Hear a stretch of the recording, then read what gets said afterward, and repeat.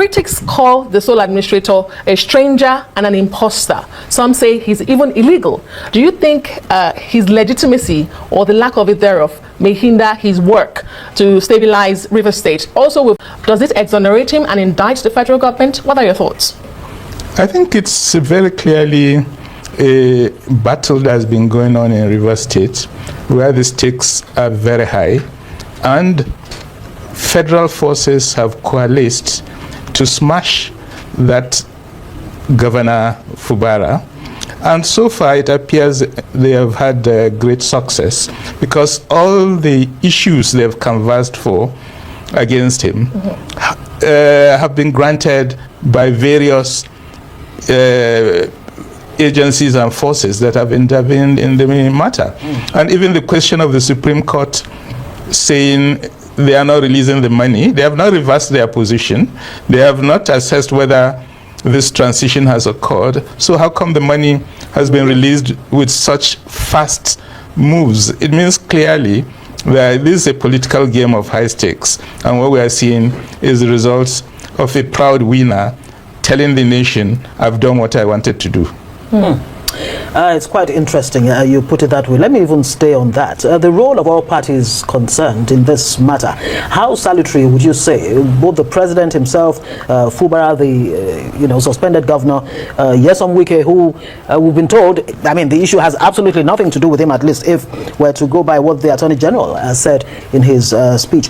How would you describe, the role they've played so far that's led to this, before we even talk about the recommendations of the National Assembly? You see, we need to learn to be honest on this matter. We've seen Wike on television many times saying that this is what he's engaged in, and he's been reeling off his victories one after the other. 1, 2, 3. So for somebody to say he's not a factor means they're trying to toy with our intelligence. Let's state the facts as we know it. This is a problem that had a clear history that's known to every Nigerian. Fubara was an ally and suppletive of Wike when Wike was governor. He was placed there as somebody to do the bidding of Wike. He became governor and decided to assert his independence. Wike came out on TV and said, obey me or I will smash you. Fubara said, I will not obey you. And then 4 sets of forces acting in unison worked to smash Fubara. First of all, Wike himself made demands. The very first meeting when President Tinubu intervened, they didn't give Fubara an opportunity to say how this thing will be resolved. He was given an agreement where all the demands of Wike were put and none of his demands were there, and told he must sign. He signed, he couldn't implement. So Wike came out clearly in that and won his battle. The second issue is at the level of the president himself, who throughout his interventions in this matter have always laid blame with one party, Fubara, and never mentioned any issue about his own ally. Third issue, the judiciary intervened in this thing. It went right to the Supreme Court. The Supreme Court granted all of Wike's prayers and rejected all of Fubara's prayers. So the judiciary became an active player, and they also worked towards smashing Fubara. The final actor was the National Assembly. All the legal opinions I've had said the president had no powers to remove the governor. They removed it. The National Assembly decided to support the president's move of removing him, in spite of the fact that they knew they didn't have the numbers to provide 2/3 majority for that removal. Yes. Because they didn't have the numbers, they decided to disobey the Constitution flagrantly and do a voice vote where there are no numbers. The Constitution says count those who say yes, count those who say no. And for the Senate, you needed 72. Yeah. For the House of Representatives, you needed 240. How can you do a vote and you don't give us numbers? It means, in law, And in respect of our constitution, there is no vote from the National Assembly supporting the state of emergency. In that case, how can you now suddenly decide, in spite of the Supreme Court ruling, that you've returned this money, everything has been resolved, where we all saw that there was no vote? So I think we need to learn to tell ourselves the truth on this matter. It is state power being used in a naked way in a partisan battle in which all these forces, the presidency, the Federal Executive Council, the National Assembly, and the Supreme Court all came together with a plan to smash this government they didn't want. You're a very lucky man if you say you've had only one interpretation of the matter on ground, that the president does not have constitutional powers. For some of us, it's been very confusing because even lawyers, senior lawyers, cannot agree on the constitution and what's, the judgment, the constitution says on the matter. But let me ask you, can there be genuine reconciliation if the FCT minister continues to be absolved from any wrongdoing? The National Assembly has now set up a committee as one of its recommendations of eminent Nigerians to bring warring parties to the table. But if the president, his Attorney General of the Federation, do not see the FCT minister as a party to this crisis, do you think that the National Assembly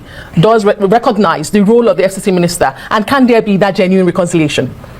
Well, for the first point you raised, what all lawyers agree on is that there is no specific provision in Section 305 of the Constitution that allows the president to remove a governor. There is no lawyer who has said there's that provision. Some lawyers have argued it is implied. Yes. But if it is implied and not stated, then it's not. It is not a point in law. So that is very clear, and that's why I'm saying all lawyers are clear. On this issue of reconciliation, I've already outlined the four forces that came together, and they've won all their prayers. They have achieved all their objectives. So when they say, okay, we'll set up a committee for reconciliation, it's what's called poetry. Say, okay, we've won all our points, so let's give some words that will show, oh, we want peace, we want reconciliation. And we are supposed to smile and say, yes, tell it to the birds.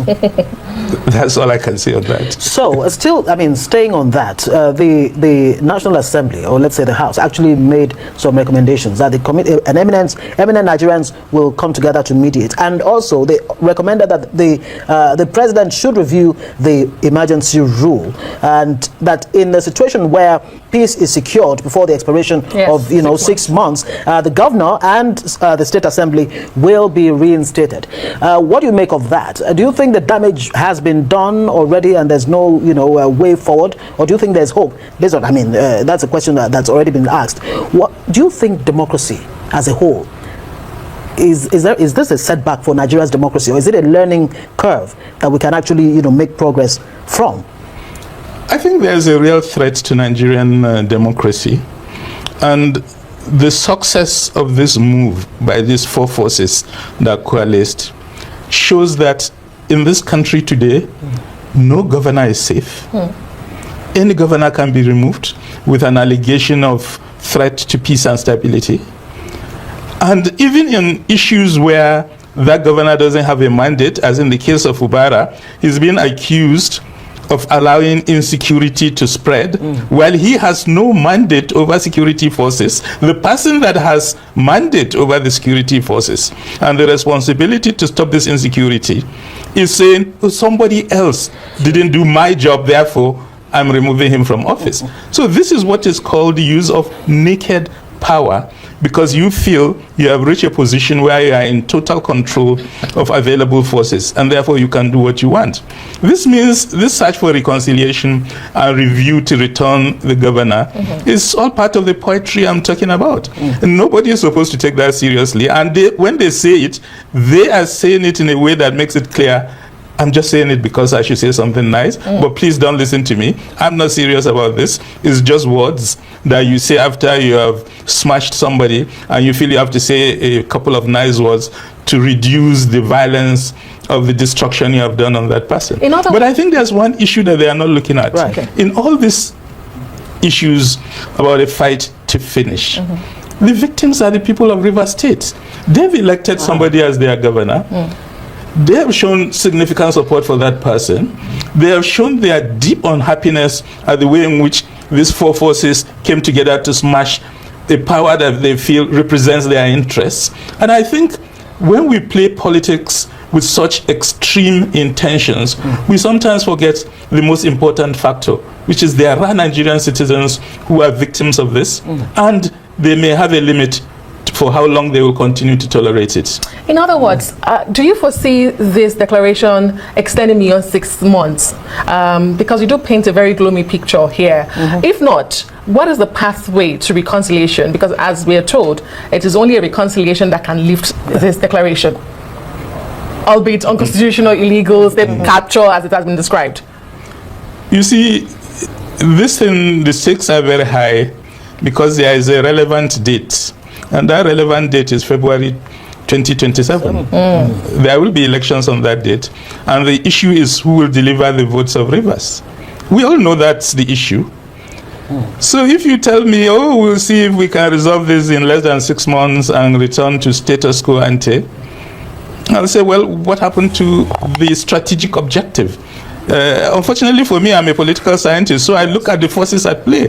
And the forces at play are clear. The objectives that are targeted are extremely clear, and where they want to reach is known to every Nigerian. Which is the There's no secret over this issue. Of the crisis. Yeah, that's what you're talking about. That's right. Okay, so I mean, what it really is the way forward? We still need to ask. I mean, how can this crisis be resolved in a way that favors the people of Rivers State, not just the people of Rivers State, Nigerians as a whole, and also address the issue of politics of impunity that seems to be, taking a whole life of its own in Nigeria?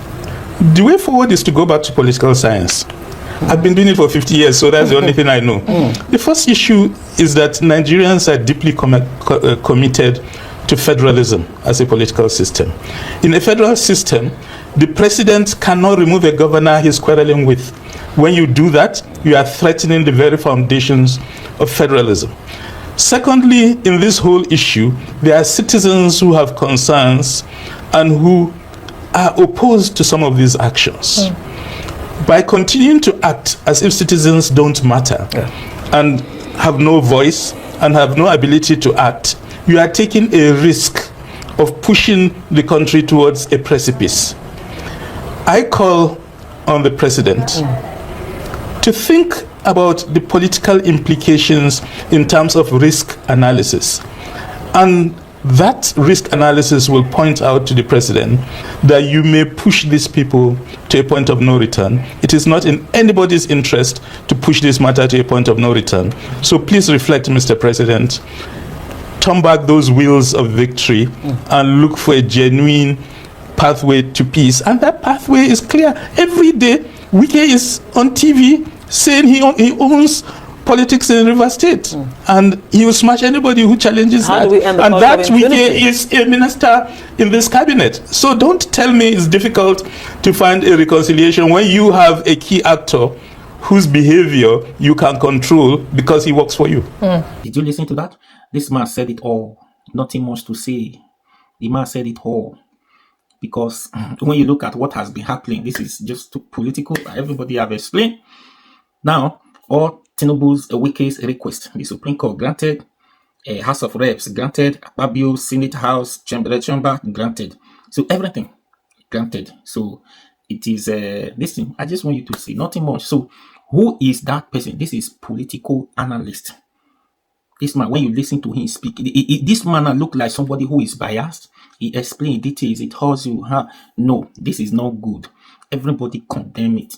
I hope Tinubu should come back to his senses to reverse this without waiting for the action. And the man says something that when you think this thing, there's a level of peace or people can stay when they stay to that time. You can't control it again. They're like, oh boy, let's jump on the street too.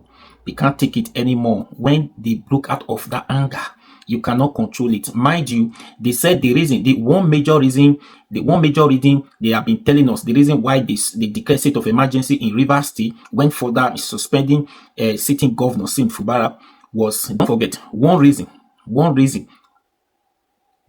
they have been telling us, or what they told us, that makes them to declare state of emergency in Rivers State was that bomb blast or that pipeline that suddenly blew up overnight, and the following day started working again. That's the only thing they have been telling us. They stand on to declare state of emergency and suspend the sitting governor. Remind you, yesterday Sunday, another one happened in that Rivers State, Soko area in Rivers State. Another one happened. another one happen. Oh, so what this man have just explained now, because if this matter get out of hand, you are expecting to see this multiple explosion rather. You are going to see more of this. And anyways, let me not even say much on this video. So a lot is going on. So please share this video.